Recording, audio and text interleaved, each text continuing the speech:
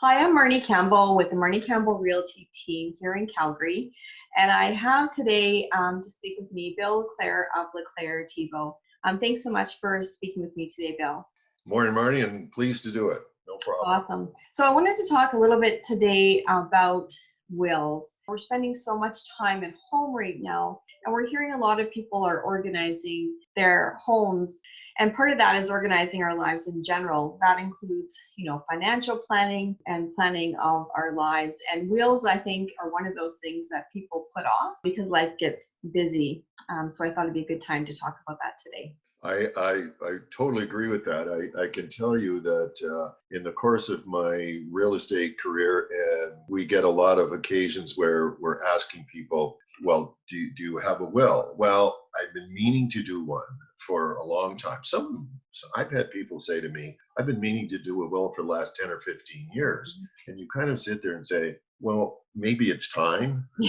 And what's happening now is exactly what you just said. With a lot of people at home, they're thinking, oh, okay, maybe this is time to do something about wills. We're finding that more people are getting to the point of, yes, let's do it because COVID is a pandemic and who knows. So it's a timely topic, I think. Obviously, we've already said it's someone should be making sure they have one. But what are some of the other circumstances where people should be maybe updating a will? And every 5 years or whatever, just pick it up and take a look at it and see whether everything in there that you've got still applies. Ron and I, Ron Thibeault and myself, we get people that they haven't done a will for 20 years. They've got one that's 20 years old. And then they will come to us and say, well, maybe we should just update it.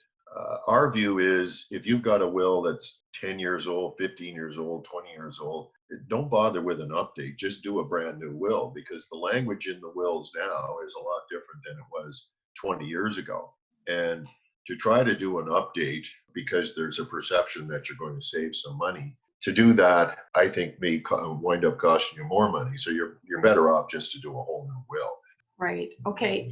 So maybe that's getting into my next question about, we hear the terms, or I've heard the terms like a living will versus just, I guess, what people know to be, traditional will that after someone passes away. What's the difference between those two?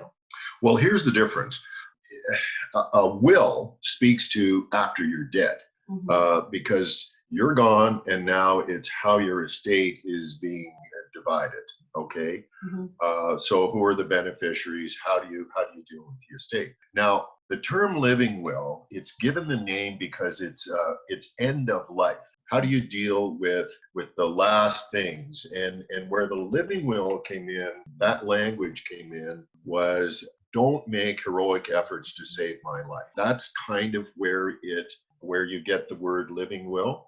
But in Alberta, we don't really do what we call living wills. They're sort of rolled into what's called a personal directive. So now you have an act in Alberta that's called the Personal Directives Act. In that, you will have a clause that deals with if I am in a situation where the doctors are saying there's no hope for me, then your directive in your personal directive is to your agent is please don't make heroic efforts to save my life. The other things that the personal directive will normally do is give your agent to make decisions regarding your health, regarding your accommodation, with whom you are to live and associate, particular social, educational, employment activities. Now, a personal directive comes into effect when you no longer have mental capacity. What I'm hearing is in the medical field, if you're in a hospital, the doctors want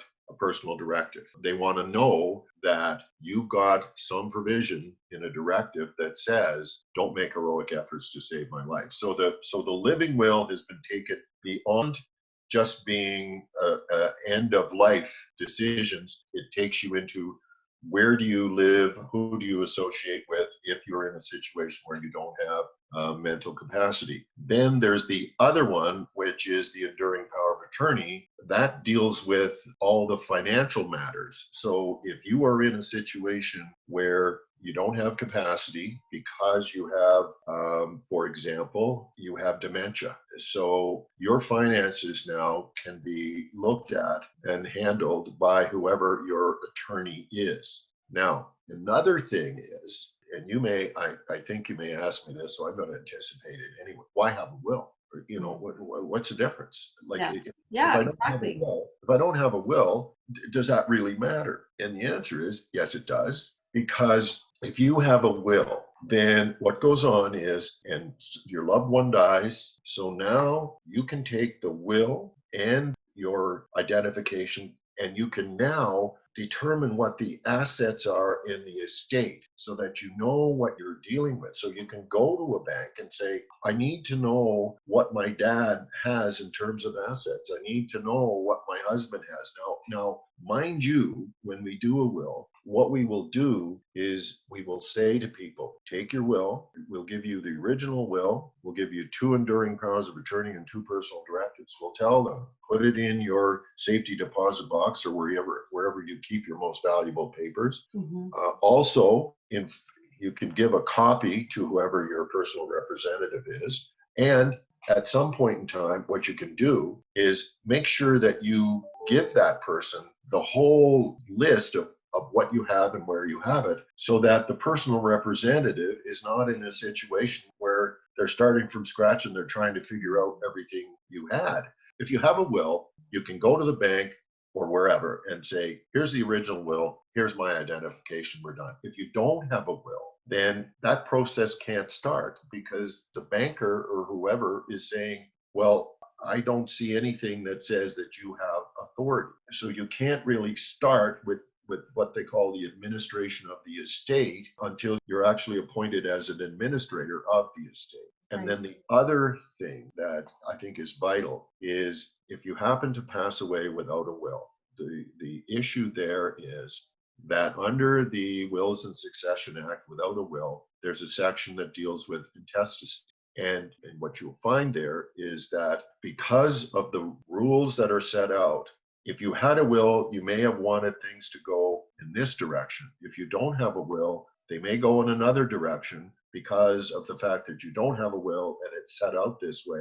And if there's minor children involved, you may have to get into the fact that you're now dealing with the public guardian and trustee. And so now you have that element added. So with the will, at least you've put in place the motion to have control over what you wanted. At least what you wanted is expressed. The process involved for somebody who wants to either do one from scratch or update one maybe they have with you. If somebody is indicating to us that they want a will, what we will do is we'll send them out a questionnaire. If they have any questions anywhere along the line, they can phone us. We're happy to talk to them and guide them through it. Then what happens is once we get that back, we have a discussion. Then what we do is we will draft the wills and we will send it out to people and we'll say, here it is. When they're ready to come in and sign, that's it. They're coming in and they're signing. On a real estate deal or on a will, I'll do all the interviews. And we'll send the client on a real estate deal, for example, we'll send them everything. And then I'll phone and talk to them. On a will, same thing. So when they go into the office to sign, we tell them, bring gloves, bring masks, bring your own pens, and that's it. And you're going to be in the office for a minute or two, which will be the shortest visit you'll ever have with a lawyer in your life, because everything at our end is covered, and people have been through it all. Well, that's reassuring. I think people do have those questions when they're dealing with all of us now about how we're conducting our business and in a safe way, still the same professional way that we've always dealt with our clients, but making sure that we're taking care of us, our staff, and them, and still getting the great service. That's right. We're trying to make it as safe for the clients as we can, wills or real estate, and for ourselves as well. And everybody appreciates that. Yeah, absolutely. Because we're in this. Well, as you've heard this word, uncharted waters. Yes, I thank you for spending the time and chatting with me today. It's an opportunity for us to take care of those things that are super important for ourselves and for our family. And this gives us maybe the opportunity to deal with those things that we put off and we shouldn't. So thank you for taking the time today, Bill. I really appreciate it. You're more than welcome, Marnie. Good talking to you. Take Okay, care. you too. Thanks. Bye-bye. Bye.